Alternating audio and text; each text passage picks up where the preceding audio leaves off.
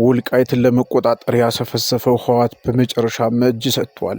ብልጽግናና ህወሓት ወደ ድርድር ሊመለሱ ዳርዳር እያሉ ነው። የፋኖ ኃይሎችን በራሳቸው ወጥመድ ስበው ለማስገባት ከግራ ከቀኝ ሲጓተቱ የነበሩት ብልጽግናና ህወሓት ጠለምት ላይ ለአንድ ሳምንት ውጊያ ካደረጉ በኋላ ወደ ድርድር ለመመለስ ጫፍ ደርሰዋል። አንድ ሳምንት ያስቆጠረው የጠለምቱ ግንባር ግጭትን አስመልክቶ አዳዲስ መረጃዎች ተሰምተዋል።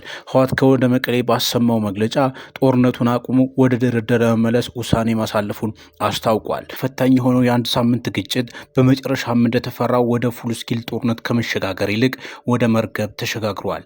ጀነራል ታደሰ ከወደ መቀሌ ባሰሙት አዲስ መግለጫ ህወሓት በጠለምት በኩል ያሻገረውን ኃይል እንዲመልስ ውሳኔ ተላልፏል ብለዋል። በሌላ በኩል ደግሞ የህወሓቱ ሊቀመንበር ደብረጽዮን ገብረ ሚካኤል ለአፍሪካ ህብረት በላኩት ደብዳቤ ከገዢው ብልጽግና ፓርቲ ወይም ከፌዴራል መንግስቱ ጋር ያለምንም ቅድመ ሁኔታ ለመነጋገር ዝግጁ ነኝ ብለዋል። ህወሓት ይህን ያለው በድሮን ጥቃት በተለያዩ አካባቢዎች ላይ ኃይሉ ላይ ከፍተኛ ምት ከደረሰበት በኋላ ነው። በጠለምት ግንባር የተቀሰቀሰው ግጭት ወደ ተሟላ ጦርነት እንዳይሸጋገር እንደ አፍሪካ ህብረት፣ የተባበሩት መንግስታት ድርጅት እና አውሮፓ ህብረት ያሉ ዓለም አቀፍ ተቋማት ጫናዎችን እያሳደሩ ነው። ፌዴራል መንግስቱና ህወሓት በቀጥታ ያለምንም ቅድመ ሁኔታ ወደ ድርድር እንዲመለሱ በቀጥታ የሚሆን በተዘዋዋሪ ጫና እያሳደሩ መሆኑን እየተመለከትን ነው። ዓለም አቀፉ ማህበረሰብ ወደ 4 ኪሎና ወደ መቀሌ በተደጋጋሚ መልእክቶችን እየላከ ነው። ወደ አመራሮችም ስልክ እየደወለ ነው። ይህንኑ ተከትሎ 7ኛ ቀኑን ያስቆጠረው የጠለምቱ ግጭት ረገብ ብሎ ማደሩን መረጃዎች ያመላክታሉ።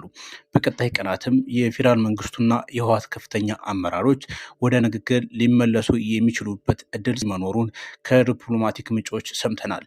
አሁን ላይ አዲስ አበባ የሚገኙ የተለያዩ ሀገራት አምባሳደሮች ሁለቱንም ኃይሎች ወደ ንግግር እንዲመለሱ በቀጥታ እያነጋገሩ የሚገኙ ሲሆን ህወሓት ወልቃይትና ጠለምትን ሙሉ በሙሉ እንደ ራያ ለመቆጣጠር በከፈተው ጥቃት ሚናቸውን ለዩ በሚል ጫና የበዛባቸው የፋኖ ኃይሎች የያዙት ስትራቴጂክ አቋም ወይም ደግሞ ጉዳዩ እስኪለይለት ድረስ መሀል ላይ ቆመው ነገሮችን በአንክሮት የመከታተል አቋማቸው ውጤት ያስገኘላቸው ይመስላል። የግጭቱ ዋና ተዋናዮች የፋኖ ኃይሎችን ወደ የራሳቸው ጎትቶ የማስገባት ወይም ደግሞ መሀል ላይ ግራ የማጋባት እንቅስቃሴዎችን እያደረጉ ነበር።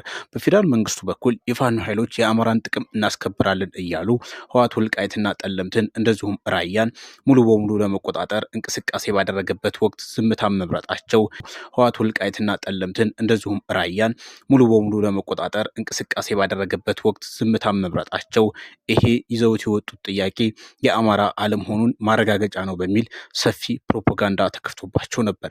በተከፈተባቸው የፕሮፓጋንዳ ዘመቻ እምብዛም ያልተደናገሩ የሚመስሉት የፋኖ ኃይሎች በዚህ አንድ ሳምንት ውስጥ መግለጫም ሳያወጡ ወይም ደግሞ ይህ ነው የሚባል ጉልህ ማብራሪያ ሳይሰጡ ዝምታን መርጠው መቆየታቸው በችኮላ ወጥመድ ውስጥ ሰው ብሎ ከመግባት ያተረፋቸው ይመስላል።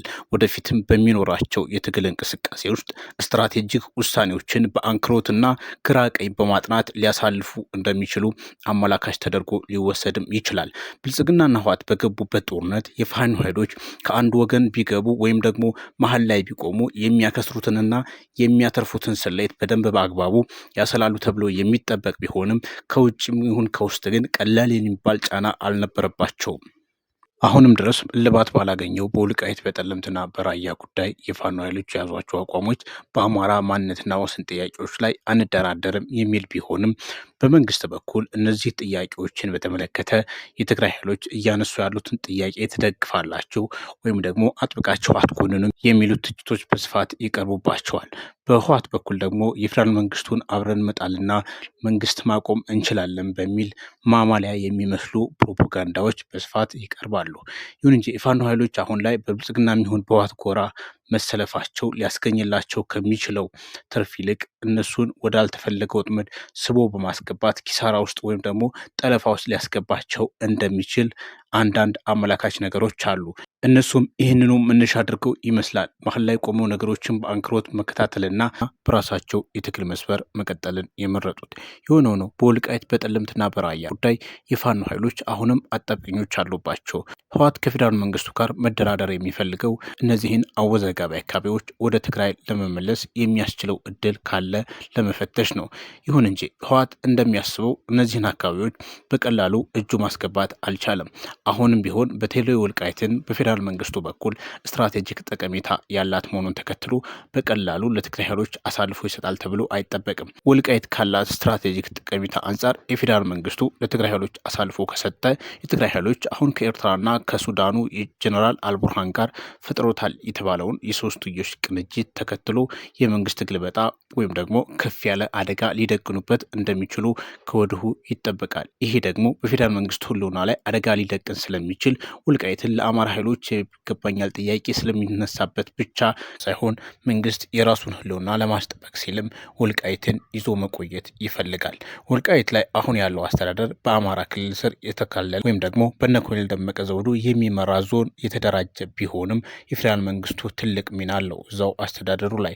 የፌዴራል መንግስቱ ወልቃይት ላይ ልዩ ትኩረት አድርጎ መከላከያ ሰራዊት ጭምር አሰማርቶ አካባቢውን በበላይነት የሚቆጣጠረው ካለው ስትራቴጂካዊ ጠቀሜታ አንጻር ነው። እንደሚታወቀው ወልቃይት ኢትዮጵያን፣ ሱዳንና ኤርትራን የሚያዋሰን እጅግ ስትራቴጂክ ቦታ ነው። አንዳንዶች እንደውም ወልቃይትና የአራት ኪሎን ህልውና ያያይዙታል። እንደሚባለውም 4 ኪሎና ወልቃይት ቀላል የማይባል ቁርኝት አላቸው። ዋናው ቁልፍ ጉዳይ ግን የፌዴራል መንግስቱ ወልቃይትን አሳልፎ ይሰጣል ወይስ ይዞ ይቀጥላል የሚለው ጉዳይ ነው። ህወሓት እንግዲህ ራያን ከ2 ዓመት ገደማ በኃይል መቆጣጠሩ የሚታወስ ነው። የአካባቢውንም አስተዳደር አፍርሶ የራሱን ጊዜያዊ አስተዳደር አዋቅሮ ከፍተኛ ወከባ በማህበረሰቡ ላይ እየፈጠረ ይገኛል። ወልቃይት ላይ የፌዴራል መንግስቱ ከፍተኛ ፍላጎት ስላለው እስካሁን ድረስ መቆጣጠር አልቻለም። ይሁን እንጂ በዚህ ንግግር አሁንም ህወሓት የሚፈልገው ወልቃይትን መቆጣጠር ነው። የፌዴራል መንግስቱ ደግሞ ወልቃይትን አሳልፎ መስጠት አይፈልግም። አሁን ላይ እንደ አውሮፓ ህብረት እንዲሁም ደግሞ እንደ አፍሪካ ህብረት እና የተባበሩ መንግስታት ድርጅት ያሉ ተቋማት ህወሓትና የፌዴራል መንግስቱን ለማነጋገር በያዙት እቅድ ውስጥ ይሄ ጉዳይ ዋና የመነጋገሪያ ቁልፍ ጉዳይ ነው። ይሁን እንጂ ህወሓትና የፌዴራል መንግስቱ በዚህ ጉዳይ ላይ በቀላሉ ከስምምነት ይደርሳሉ ተብሎ አይጠበቅም። የሆነ ሆኖ በቀናት ውስጥ ይጀምራል ተብሎ ተስፋ የሚደረገው ንግግር የሚያስገኘው ውጤት ተጠባቂ ነው። የቪኦኤ ኢትዮጵያ ቤተሰቦች ለዛሬው ዝግጅታችንን በአጭሩ እዚሁ ላይ ልንቋጭ ወደናል። ይሁን እንጂ ይህ ጉዳይ ሰፋ ያለ አንደምታ ያለው መሆኑን ተከትሎ በቀጣይ ተከታታይነት ያላቸው ዝግጅቶችን ይዘን እንደምንመጣ ከወዲሁ ቃል እየገባን ዝግጅቶቻችን ደርሷችሁ ቻናላችን ሰብስክራይብ፣ ላይክ፣ ሼር በማድረግ ቤተሰብ እንድትሆኑ እንጋብዛለን። ጤና ይስጥልን።